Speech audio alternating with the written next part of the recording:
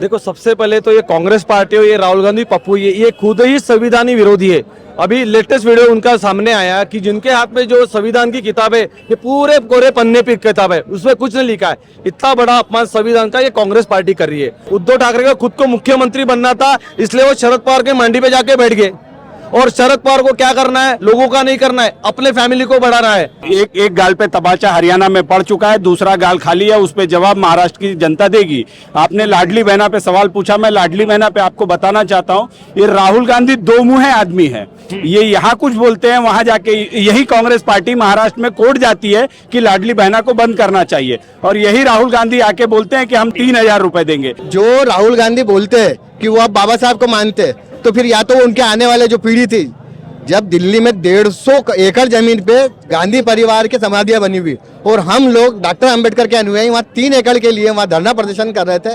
अब इनको बाबा साहब दिखते हैं, जिन्होंने कभी बाबा साहब के फोटो नहीं लगाए संसद में, मूर्ति जो लगाई है वो भारतीय जनता पार्टी ने लगाई, लेकिन सिर्फ बरबलाने के लिए, ये सिर्फ हम लोगों को बरबलाने के लिए ऐसी बातें करते हैं। नमस्कार, आप देख रहे हैं द डिजिटल रिपोर्टर। मैं हूं आपके साथ अर्जुन खजूरिया। नागपुर दक्षिण पश्चिम की वो सीट जिस पर ना ही केवल विदर्भ क्षेत्र, ना ही केवल महाराष्ट्र, बल्कि देश भर की निगाहें हैं, क्योंकि यहां से चुनावी मैदान में है देवेंद्र फडणवीस। आपको बता दें, 2008 में डिलिमिटेशन के बाद ये सीट जो है ये बनी थी, और उसके बाद से 3 चुनाव अब तक हुए हैं, लेकिन तीनों चुनावों में जो है देवेंद्र फडणवीस ही जीत करके आए हैं। 2009 के चुनाव में 28,000 वोटों से उन्होंने जीत प्राप्त की थी, 2014 के चुनाव में लगभग 60,000 वोटों से जीत प्राप्त की थी, और 2019 के चुनाव में लगभग 50,000 वोटों से जीत प्राप्त की थी। लेकिन इस बार साथ में शिवसेना उद्धव बाला साहब ठाकरे भी है, साथ में जो एनसीपी शरद पवार है वो भी। आइए बात करेंगे यहाँ पर जो लोग मौजूद हैं विधानसभा कार्यालय में उनसे। सर, इस बार की चुनौती कितनी बड़ी है? सामने 3 पार्टियां हैं, केवल कांग्रेस नहीं है, एनसीपी शरद पवार भी है और शिवसेना उद्धव ठाकरे भी है। हमारे देवेंद्र जी के सामने कितनी भी पार्टी आई तो कोई फर्क नहीं पड़ता। इस बार भी वो थंपिंग मेजोरिटी से ही चुन के आने वाले हैं। कांग्रेस तो कह रही है बहुत जबरदस्त टक्कर, कांग्रेस रहे, बाला साहब ठाकरे के, उद्धव ठाकरे का भी गठ रहे, कोई फर्क नहीं पड़ने वाला, क्योंकि उनका काम दिखता है नागपुर के अंदर में। अच्छा। और जो काम करता है उसको वोट भी मिलता है। तो ये जो पब्लिक है पूरी जमा हुई है, और पूरे इसमें जो प्रचार चल रहा है वो ही चुन के आएंगे, और थंपिंग मेजोरिटी से चुन के आएंगे। सर, राहुल गांधी कल नागपुर में आए थे और आकर के उन्होंने कहा है कि यहाँ संविधान जो है उसको जिस तरीके से बीजेपी खत्म करना चाहती है, नहीं, वो कितना प्रभाव? कोई संविधान का विषय नहीं है। संविधान जिसके जहाँ है वहीं रहेगा, उसमें कुछ चेंजेस आने वाला नहीं है। अपप्रचार चल रहा है उनका, और वो उन्होंने लास्ट टाइम भी किया था। सर, लास्ट टाइम लेकिन रिजल्ट मिला था लोकसभा इलेक्शन में, बीजेपी की सीटें कम हो गई थी। अभी इस बार वो होने वाला नहीं है, क्योंकि उन्होंने अपप्रचार किया, ये सिद्ध हो गया। और हम लोग भी घर घर में जाके यही बता रहे कि उन्होंने झूठ बोला है आपसे, मगर ऐसा कुछ नहीं है करके। अच्छा, आपका क्या नाम हुआ सर? मैं नेमीचंद चौधरी हूँ। यहीं से हैं? हाँ। दक्षिण पश्चिम से? हाँ, विकास यानी विकास ही होता है। झूठ बोले कौवा काटे, इनकी झूठ की राजनीति चलती है, झूठ के बिना कुछ काम नहीं करते हैं। विकास के नाम से 0 है। 100 पूछाते थे, 15 पैसे यहाँ पूछते थे, बाकी का कांग्रेस राज में 50 पैसे कहाँ गया? ये जवाब चाहिए हमें। तो वो कल कह रहे हैं ये लाड़की बहना में 1500 दे रहे हैं, हम 3000 देंगे। कल क्या कहेंगे? क्या इटली से लाएंगे?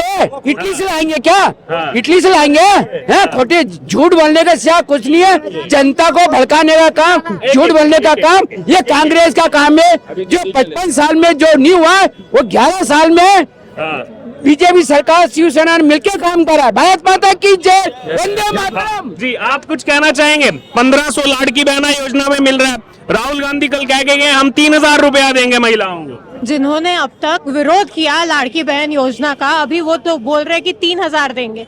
अभी गडकरी साहब ने बोला कि हैप्पी वुमेन इंडेक्स जो चीज होती है वो देवेंद्र जी ने समझ के वो योजना लाई है महाराष्ट्र की महिलाओं को आत्मनिर्भर बनाने के लिए। उसका कांग्रेस वालों ने या फिर उनकी महाविकास आघाड़ी वालों ने हमेशा विरोध किया।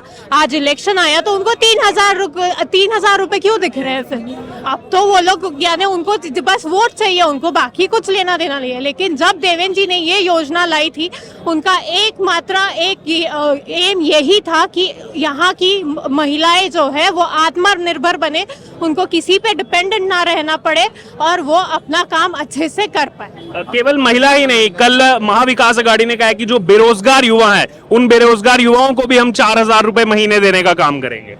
बेरोजगार युवा, उनके टाइम में तो उन्होंने उनकी स्कूलें खोली, उनके कॉलेजेस खोले, उनकी फैक्ट्रियां खोली, तो यहाँ के लोगों को कहाँ से एम्प्लॉयमेंट मिला है? आज जब हमारी सरकार है तो सेंट्रल गवर्नमेंट हो या स्टेट गवर्नमेंट हो, हमेशा उन्होंने स्किल डेवलपमेंट में फोकस किया। जो हम लोग आत्मनिर्भर भारत की बात करते हो, उस पे आपने देखा होगा कि कितने लोगों ने अपना खुद का बिजनेस खड़ा किया है। आज महाराष्ट्र में हो या फिर नागपुर में हो, कितने यूनिकॉर्न स्टार्टअप्स है। ये कितनी बड़ी बात है आज के डेट में, जो देवेंद्र जी और गडकरी साहब के नेतृत्व में नागपुर में हुई है। क्या लग रहा है अभी जो मामला, इधर भी 3 पार्टियां, सामने भी 3 पार्टियां, उससे कोई फर्क नहीं पड़ने वाला। लोगों को पता है एक्चुअल काम किसने किया है।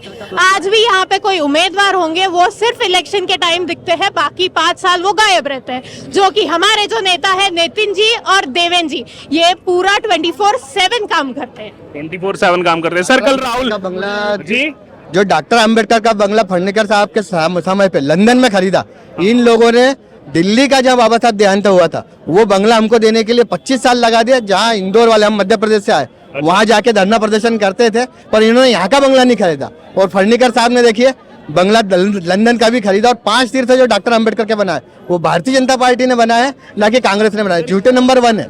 इनके पास आऊंगा। एक आखिरी सवाल, ये सवाल तो बहुत पहले से उठता है कि खुद जब नेहरू रहे, खुद जब इंदिरा गांधी रही, इन्होंने अपने आप को भारत रत्न दिया, लेकिन जो राजनीति इन्होंने की, डॉक्टर BR अम्बेडकर जी जो संविधान निर्माता जिनको उपाधि मिली है, उनको 42 साल लगा दिए भारत रत्न देने के लिए। जो राहुल गांधी बोलते हैं कि वो आप बाबा साहब को मानते, तो फिर या तो उनके आने वाले जो पीढ़ी थी, जब दिल्ली में 150 एकड़ जमीन पे गांधी परिवार की समाधियां बनी हुई, और हम लोग डॉक्टर अंबेडकर के अनुयायी वहाँ 3 एकड़ के लिए वहाँ धरना प्रदर्शन कर रहे थे। अब इनको बाबा साहब दिखते हैं, जिन्होंने कभी बाबा साहब के फोटो नहीं लगाए संसद में। मूर्ति जो लगाई है वो भारतीय जनता पार्टी ने लगाई, लेकिन सिर्फ बरबलाने के लिए, ये सिर्फ हम लोगों को बरबलाने के लिए ऐसी बातें करते हैं। सर अभी कल राहुल गांधी पहुंचे यहाँ पर, और जो पहले से पता था कि वो संविधान पर ही उनका पूरा जो है कार्यक्रम रहने वाला है, और वही हुआ भी। यहाँ भी, मुंबई में भी एक ही बात वो बार बार दोहरा रहे हैं कि बीजेपी आएगी तो संविधान खतरे में हो जाएगा, संविधान खत्म कर देंगे लोग, देश के लोगों को इनसे बचना चाहिए। क्या कहेंगे इस पर आप? देखो, सबसे पहले तो ये कांग्रेस पार्टी हो, ये राहुल गांधी पप्पू, ये खुद ही संविधानी विरोधी है। अभी लेटेस्ट वीडियो उनका सामने आया कि जिनके हाथ में जो संविधान की किताब है, ये पूरे कोरे पन्ने पे किताब है, उसमें कुछ नहीं लिखा है। इतना बड़ा अपमान संविधान का ये कांग्रेस पार्टी कर रही है। और खुद बाहर देश में जाके आरक्षण विरोधी, आरक्षण हम बंद करेंगे, आरक्षण की कोई जरूरत नहीं, ऐसा खुद राहुल गांधी बोलता है। तो आप ही बताइए कि आरक्षण विरोधी और संविधान विरोधी कौन सी पार्टी है? नरेंद्र मोदी जी ने संविधान का सपोर्ट किया, भारतीय जनता पार्टी संविधान के हर समय में संविधान के साथ खड़ी रही है। ये कांग्रेस विरोधी पार्टी है। कुछ नहीं, जिन लोगों को समझता नहीं है, उन लोगों को संविधान पे लोग भड़काते हैं, ये कांग्रेस पार्टी। लेकिन सर आप देखिए ना, कांग्रेस के साथ शिवसेना उद्धव ठाकरे है, एनसीपी शरद पवार है, तो कितना बड़ा डंट इस बार ये जो है चुनाव में देने वाले हैं। सर इनको लोगों का कुछ नहीं है। उद्धव ठाकरे का खुद को मुख्यमंत्री बनना था, इसलिए वो शरद पवार के मंडी पे जाके बैठ गए। और शरद पवार को क्या करना है? लोगों का नहीं करना है, अपने फैमिली को बढ़ाना है। अभी अजित पवार ने कुछ सोचा कि नहीं, लोगों का कुछ भला कर जाए, विकास करना चाहिए, इसीलिए वो युति के साथ आ गए। लेकिन शरद पवार ने क्या किया? खुद खड़े नहीं रहे, अपने पुतना को खड़ा कर लिया। यानी ये सिर्फ परिवारवाद की पार्टी है। लेकिन देवेंद्र फडणवीस तो खुद अजीत पवार से नाराज चल रहे हैं कि नवाब मलिक को टिकट क्यों दिया, बीजेपी नवाब मलिक के खिलाफ में प्रचार करेगी, बीजेपी कभी नवाब मलिक के सपोर्ट में नहीं आएगी। तो वो जो खटपट है एनसीपी और बीजेपी में, वो खुलकर के सामने आ गई। भारतीय जनता पार्टी आतंकवाद के विरोध में है। नवाब मलिक ये आतंकवादी विरोधियों के साथ, नवाब जिनकी प्रॉपर्टी के साथ उनका जो भी सौदा हुआ था, इसके अगेंस्ट में भारतीय जनता पार्टी ने नवाब मलिक का विरोध किया है। अभी ये अजित पवार का क्या रोल है, वो उनका प्रॉब्लम है। ये उन्हें खुलेआम बोल दिया कि हम नवाब मलिक का सपोर्ट नहीं करेंगे। बिल्कुल, ये कहा था कि प्रचार भी नहीं करेंगे, हम प्रचार भी नहीं करेंगे। ये है भारतीय जनता पार्टी जो आतंकवाद के विरोध में है। जी सर, आज शरद पवार भी आए थे नागपुर में, कल राहुल गांधी आए थे नागपुर में, तो नागपुर पर भी सेंटर जो है, यहाँ पर सेंटर पॉइंट के नाते फोकस किया जा रहा है महाविकास अघाड़ी की तरफ से। यहाँ पे कोई भी आएगा नागपुर जिले में, सब भारतीय जनता पार्टी के जो युति के अपने सभासद है, मेंबर है, उम्मीदवार है, सब 12 के 12 चुन के आने वाले। ग्रामीण के भी 6 आएंगे, नागपुर भी 6 आएंगे। लेकिन पूरी 288 सीटें हैं, सरकार बनाने के लिए 145 चाहिए। बनेंगे ना, पूरा 170 अपने सीट आएंगे बीजेपी के, मतलब शिवसेना बीजेपी शरद पवार के, इसके युति के। इन्होंने कहा कि 170 सीटें आएंगी। 3 महीने पहले लोकसभा चुनाव हुआ और वहां पर बीजेपी को सीटें कम मिली। अगर उस आधार पर हम सीट्स को बांटेंगे, जो वोट मिला था उस आधार पर 155 सीटें महाविकास अघाड़ी की बनती हैं। तो कैसे बीजेपी इतने 3 महीने के अंदर ये कप कर पाएगी कि सरकार बना पाएगी? ये वैसे ही कर पाएगी जैसे हमने हरियाणा में किया। और हरियाणा में तो 50-50 हो गया था। कहाँ 50-50 हो गया? 5 थी। अभी तो सरकार हमारी बन गई ना। वैसे एक गाल पे तमाचा हरियाणा में पड़ चुका है, दूसरा गाल खाली है, उस पे जवाब महाराष्ट्र की जनता देगी। आपने लाडली बहना पे सवाल पूछा, मैं लाडली बहना पे आपको बताना चाहता हूँ, ये राहुल गांधी दो मुँहे आदमी है। ये यहाँ कुछ बोलते हैं, वहां जाके यही कांग्रेस पार्टी महाराष्ट्र में कोर्ट जाती है कि लाडली बहना को बंद करना चाहिए, और यही राहुल गांधी आके बोलते हैं कि हम 3000 रुपए देंगे। राहुल गांधी जी ने कर्नाटका में भी ये किया था, छत्तीसगढ़ में भी किया था, मध्य प्रदेश में अब वो अपनी योजनाओं को बंद करते जा रहे हैं। राहुल गांधी प्रदेश में बीजेपी ऐसा करेगा। इसके पहले जब उनकी सरकार बनी थी, उन्होंने बोला था हम कोरा कर देंगे, उन्होंने कोरा अपना सब जनता को कोरा कर दिया। तो इसलिए राहुल गांधी पे कोई भरोसा करता नहीं। राहुल गांधी झूठ का पुलिंदा लेके चलते हैं और जनता उनको अच्छे से पहचान चुकी है। सर, अब आपने मध्य प्रदेश का जिक्र किया है। मैं लोकसभा में 3 महीने मध्य प्रदेश में था, विधानसभा में 3 महीने मध्य प्रदेश में था। मध्य प्रदेश विधानसभा चुनाव में एक माहौल बना कि जो ये 2 लाख जो इन्होंने कहा था कि हम पैसा माफ करेंगे कर्जा किसानों का, उसलिए किसानों ने बढ़ चढ़कर वोट दिया था, लेकिन वो कमलनाथ सरकार कर नहीं पाई, इसीलिए सरकार बदल गई। अभी यहां पर भी शरद पवार ने कल कहा है रैली में कि हम 3 लाख रुपया किसानों का जो ऋण है वो हम माफ करेंगे महाविकास अघाड़ी की सरकार अगर आती है। देखिए, भारतीय जनता पार्टी के लिए सिर्फ 4 जातियां हैं, महिला, किसान, युवा और गरीब, और ये चारों जानती है कि उनके लिए कौन अच्छा काम कर सकता है। अभी अभी महाराष्ट्र सरकार ने यहाँ के किसानों का बिजली बिल 0 किया है। कि किसानों को पीक बीमा से लेके जितने भी लाभ मिले, चाहे वो किसान सम्मान निधि तक है, ये भारतीय जनता पार्टी दिलवाती है। और सारे किसान, महिला, जवान और गरीब सबके सब भारतीय जनता पार्टी के साथ हैं। लोकसभा के मुद्दे अलग होते हैं, विधानसभा के मुद्दे अलग होते हैं। काठ की हांडी एक बार चूल्हे पे चढ़ सकती है, संविधान का मुद्दा उन्होंने एक बार भुना लिया। अब जनता जानती है कि ये बेवकूफ बना रहे हैं और इस बार जनता उनको बेवकूफ बनाने वाली है। कल भी जो प्रतियां दी गई उसमें वो उस पर भी सवाल उठ रहे हैं कि सफेद कागज से अंदर बस पूरी वो संविधान की प्रति। मैंने तो यही बात बोला ना कि ये झूठ की हांडी लेके चलते हैं और इनकी झूठ की हांडी एक बार जल चुकी है, अब वो दोबारा काम में नहीं आने वाली है। जनता उनको मुंहतोड़ जवाब देने वाली है। आप बोल रहे हैं कि यहाँ 157 की जरूरत है, मैं बोलता हूँ 200 से ज्यादा सीटें भारतीय जनता पार्टी और गठबंधन की सरकार लेके आ रही है और मजबूत सरकार बना रही है, जो महाराष्ट्र और के साथ जो डबल इंजन की सरकार केंद्र और महाराष्ट्र के साथ मिलकर महाराष्ट्र का संपूर्ण विकास करेगी। सीएम कौन होगा? सीएम कौन होगा ये डिसाइड होगा, चुनाव हो जाने दीजिए, सामने आएगा। ये जनता मैं तो भारतीय जनता पार्टी का कार्यकर्ता हूं और मेरी दिली इच्छा है कि हमारे पार्टी के माननीय देवेंद्र फडणवीस जी मुख्यमंत्री बनने चाहिए। शिवसेना चाहेगी कि एकनाथ शिंदे बने। ये तो कार्यकर्ताओं की अपनी भावना है, बाकी रिजल्ट के बाद आला कमान डिसाइड करता है कि कौन मुख्यमंत्री बने। सवाल अहम इसलिए भी है कि इसको लाइट इसलिए नहीं लेना चाहिए क्योंकि 19 में यही हुआ था, सीटें ज्यादा बीजेपी की आई थी, लेकिन उद्धव ठाकरे को सीएम बनना था तो उन्होंने अपनी राह बदल ली और उसके बाद वो सीएम बन गए थे। देखिए, गलती एक बार होती है, बार बार नहीं होती है। एक गलती से हमने सबक लिया है, सारी चीजें पहले से तय हुई है और ये हमारे साथ, ये हमारा जो पार्टी है भारतीय जनता पार्टी जो है, ये संगठनात्मक पार्टी है। संगठन के लोग डिसाइड करते हैं कि क्या सिनेरियो और उसके बाद क्या डिसीजन होना चाहिए। आप कुछ कहना चाहेंगे, जोड़ना चाहेंगे? देवेंद्र भैया हर गरीब, गोर गरीब का हर एक का विकास किया हुआ है उन्होंने। और यहाँ की जनता, दक्षिण पश्चिम की जनता छोड़िए, महाराष्ट्र में किसी भी सीट पे उतरे तो वो जीतते हैं। उनका काम हर जगह दिखता है। महाराष्ट्र में किसी भी कोंटे में जाए, छोटे छोटे गांव में जाए, उनका काम दिखता है। वो भारी मतों से यहाँ पे जीत के आ रहे हैं, 50 से 75 हजार वोटों से यहाँ से जीत के आ रहे हैं। लोगों को अब जो भ्रम है वो चुनाव के बाद में पूरा क्लियर हो जाएगा और हम लोग भारतीय जनता पार्टी भारी बहुमतों से महाराष्ट्र में सत्ता बना रही है। और हमारी कार्यकर्ताओं की दिली इच्छा जो भैया ने बोला वही है कि देवेंद्र भैया मुख्यमंत्री बने। सर, महाविकास अघाड़ी का एजेंडा जो है चुनाव को लेकर वो सामने आ चुका है, जिसमें 3000 महिलाओं के लिए प्रति महीना, 4000 युवाओं के लिए 3 लाख रुपए का ऋण माफ किसानों का, ये तमाम मुद्दे उन्होंने जो है रखे हैं।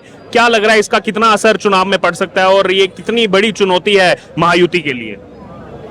देखिए, महायुति का जो गठबंधन है वो कहता है वो करता है, और जिस प्रकार से वो बड़ी बड़ी बातें महाविकास अघाड़ी कर रहा है, पहले भी उनकी यहाँ पे 2.5 साल सत्ता रही है। 2.5 साल की सत्ता में उन्होंने क्या किया है वो जनता ने देखा है और जनता उसका जवाब देगी। क्योंकि और जिस प्रकार से हिमाचल प्रदेश में हम देख रहे हैं कि उन्होंने बड़े बड़े वादे किए और उन वादों को वो पूरा नहीं कर पा रहे हैं, उसी प्रकार से कर्नाटक में उन्होंने बहुत बड़ी बड़ी बातें की और उसको भी वे पूरा नहीं कर पा रहे हैं। उन्हीं के पार्टी के अध्यक्ष ने अभी कहा है कि हम वही वादे करें जो कर सकें। इसका मतलब ही ये है कि वो उस प्रकार के वादे करते हैं जिससे कि जो कि पूरे नहीं हो सकते, केवल चुनावी फायदे के लिए वे कुछ भी बात करके अपना फायदा लेना चाहते हैं। और इस बात को महाराष्ट्र की जनता अच्छे से समझ चुकी है। इस चुनाव में महाराष्ट्र की जनता महायुति को अपना समर्थन देगी। एक कमेंट इस पर भी, हाल ही में लोकसभा चुनाव हुए और उनका जो एजेंडा था कि संविधान बचाओ, बीजेपी संविधान जो है खत्म कर देगी, कम से कम महाराष्ट्र में, मध्य प्रदेश में तो मैं था ही इतने महीने, वहां तो पूरा क्लीन स्वीप हो गया, लेकिन महाराष्ट्र में वो एजेंडा काम कर गया उनका।